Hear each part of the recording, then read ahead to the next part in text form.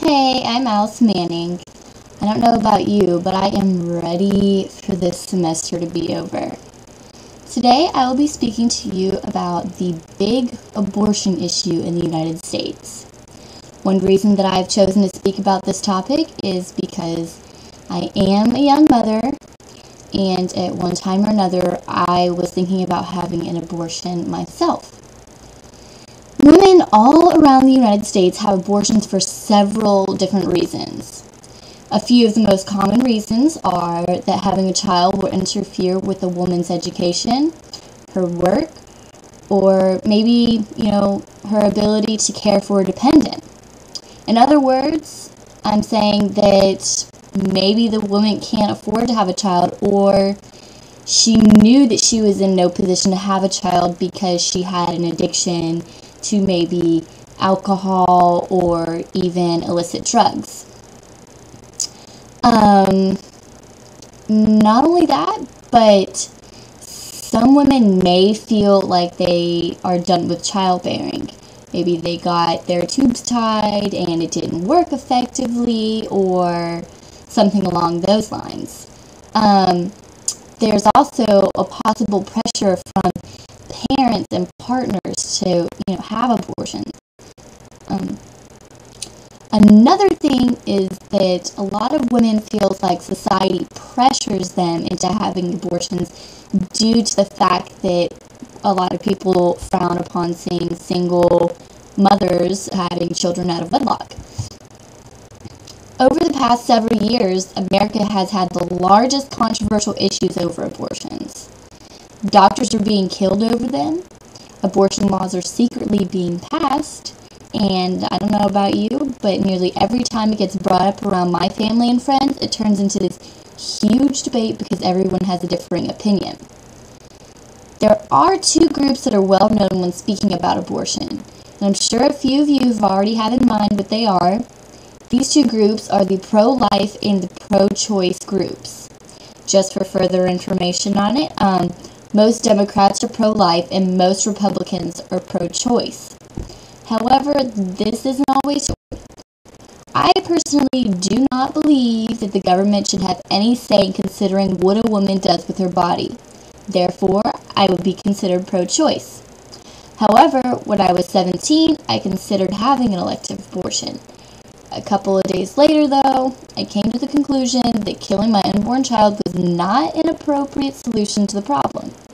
However, this is not what I'm going to base my speech on because I feel that it's inconsiderate towards the actions and personal opinions of others.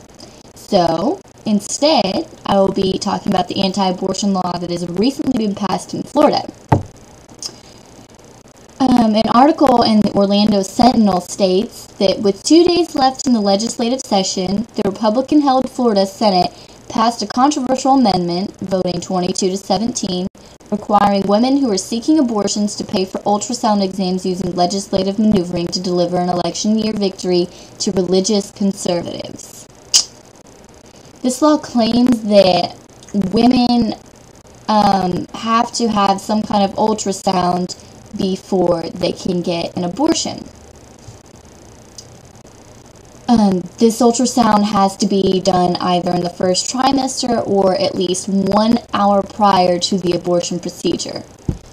Not only must these women look at their unborn child that they plan to terminate, but they have to listen to the ultrasound technologist explain the vitals and measurements of the fetus.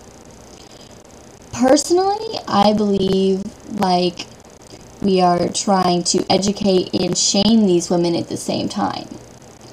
Not only this, but the pregnant woman's insurance will not cover the expensive costs for the prenatal ultrasound. These women are having to pay out of pocket for their education on the child that is growing inside of them. Having been a pregnant woman at one time, I know from experience that these ultrasounds can cost from anywhere to $100 to $300. And that is only at OBGYNs around Panama City. I believe that this is the ultimate problem in this situation. A lot of these women who are requesting an elective abortion are doing it because they do not have the money to raise a child. They don't have the heart to give their child up for adoption, but that would be a very, very hard thing to do after carrying around for 9 months and becoming attached to it. If these women are making such a great sacrifice because they don't have the money to raise a child, is it a possibility that they won't have the money to pay for the ultrasound? However, there is an exception to the viewing of an ultrasound prior to the abortion procedure. This would be women who have been raped or sexually assaulted. However, these women must provide some sort of police report before having an abortion without an ultrasound. This is where the problem comes in. Although this is a nice perk to the law, only 60% of rapes and assaults are not reported to the police. In 1996, the Department of Obstetrics and Gynecology of South Carolina conducted a study of rape-related pregnancies. The national rape-related pregnancy is 5% per rape among victims reproductive ages 12 to 45. Among adult women, an estimated 32,101 pregnancies resulted from rape each year. Among 34 cases of rape-related pregnancy, the majority occurred among adolescents and resulted from assault by a known, often related perpetrator. Only 11.7% of these victims received immediate medical attention after the assaults, which leaves a huge percentage. 47.1% of these women received no medical attention related to the rape.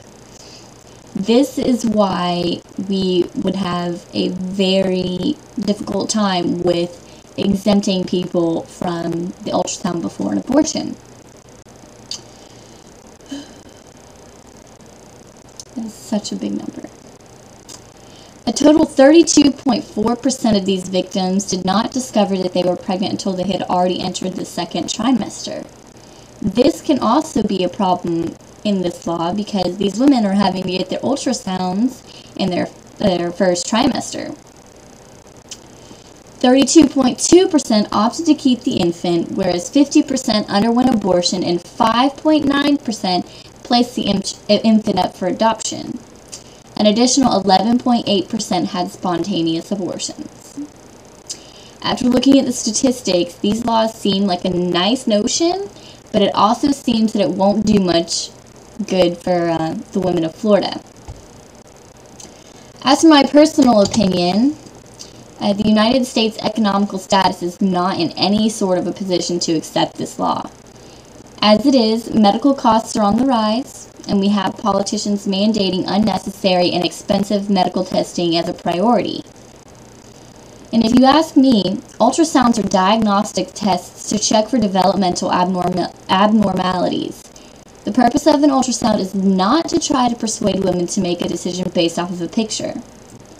These women are sitting in a doctor's office, ready to get that abortion. They have obviously already made their minds up without the help of a politician. We are not the ones to tell a woman that they are socially, emotionally, and financially stable enough to have a child, and that is what they should do, because in reality, they don't. The unnecessary ultrasound isn't going to make the situation any easier for the mother, and it's not going to make contraceptives any more available to her. As Nancy Keenan, the president of NARAL, Pro-Choice America, says, the women would rather talk to their doctor about information they need to make private, personal medical decisions on. This is not a place for interference by politicians. Without in-clinic abortions, it is a high possibility that some of these women will end up dead because they have decided to engage in a self-performed abortion, which in return could only put another strike on our economy. As cruel as it sounds, instead of the state paying for an abortion that could cost anywhere from $350 to $900 in the United States for an in-clinic first trimester abortion, there is a possibility that the state will be paying for these children in the future. Some of these women that are considering abortion are doing so because they cannot afford to raise a child. Due to the lack of income that these families may have, they might apply and receive welfare, temporary cash assistance, food stamps, and medical benefits, all in which the government and taxpayers will be paying for in the end. Once again, this may seem extremely inconsiderate, but in the end, a $900 abortion could be cheaper for the economy rather than paying for the above-mentioned governmental assistance programs that are provided for thousands of financially unstable families in the United States already. Therefore, when speaking of abortion, we must not only take into account the moral reasoning behind the aspect, but we must also think about the way allowing abortion procedures affects our economy. However, no matter what perspective we look at this issue from, there will never be a solution that all of America agrees on. You now know my perspective on the issue, so how about yours?